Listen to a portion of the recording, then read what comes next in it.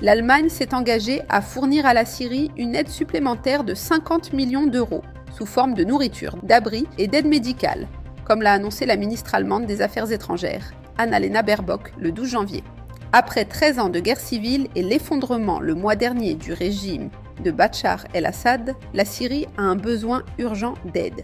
L'Allemagne est en passe de devenir l'un des principaux soutiens de la Syrie pendant cette période critique de transition. La prophétie biblique indique que l'aide de l'Allemagne à la Syrie est bien plus qu'un simple geste de sympathie. Ce mouvement stratégique fait partie d'un plan calculé pour étendre l'influence de l'Allemagne au Moyen-Orient. Pour mieux comprendre les motivations de l'Allemagne dans son soutien à la Syrie, veuillez consulter l'article « Avec le départ d'Assad, quelle est la suite pour la Syrie ?» Lors de la conférence annuelle de Paris, le 6 janvier, le président français Emmanuel Macron a appelé à la création d'une nouvelle coalition militaire européenne distincte de l'OTAN. La nouvelle armée envisagée inclurait probablement des pays comme la France, l'Allemagne, l'Italie, la Pologne et les États baltes.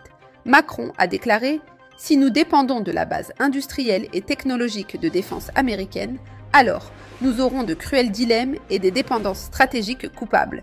Nous devons, nous, Européens, produire davantage nos propres capacités.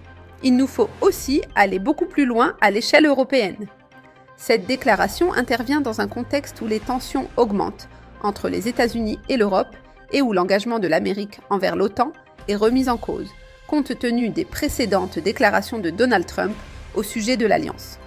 Récemment, Donald Trump a lancé l'idée de s'emparer du Groenland, ce que la France a fermement exclu, déclarant qu'il n'en était pas question, et que cela ne serait pas autorisé. Selon la prophétie biblique, l'Europe rompra bientôt son alliance avec l'Amérique en vue de former un État politique, religieux et militaire unifié.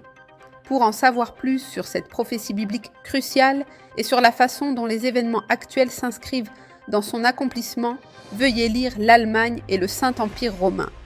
Selon des données de l'Administration générale des douanes de Chine publiées le 13 janvier dernier, l'excédent commercial de la Chine aurait atteint le chiffre record de 992 milliards de dollars en 2024. On parle d'excédent commercial lorsque les exportations d'un pays dépassent ses importations. La valeur des expéditions de la Chine a augmenté chaque mois tout au long de l'année dernière, ce qui a entraîné une hausse de 21% de l'excédent global par rapport à l'année précédente. Sur l'ensemble de l'année, les exportations chinoises se sont élevées à 3,6 milliards de dollars. Selon les déclarations des responsables de l'administration des douanes, la Chine s'efforce de développer ses relations commerciales avec les pays impliqués dans la nouvelle route de la soie. Ce commerce représentait près de la moitié du total de la Chine l'année dernière. Selon une prophétie d'Ésaïe 23, la Chine prendra la tête d'un bloc commercial très prospère au temps de la fin. Ce marché des nations, ou Alliance commerciale mondiale, sera dirigé par Kitim, un nom ancien désignant le peuple qui s'installa dans ce qui est aujourd'hui le nord de la Chine. Les réalisations économiques actuelles de la Chine suggèrent l'accomplissement de cette prophétie. Pour en savoir plus sur le rôle de la Chine dans la prophétie biblique, nous vous invitons à lire notre article « Le grand marché des nations ». Pour en savoir plus sur l'actualité mondiale et son rapport avec la prophétie biblique, veuillez consulter le site latrompette.fr.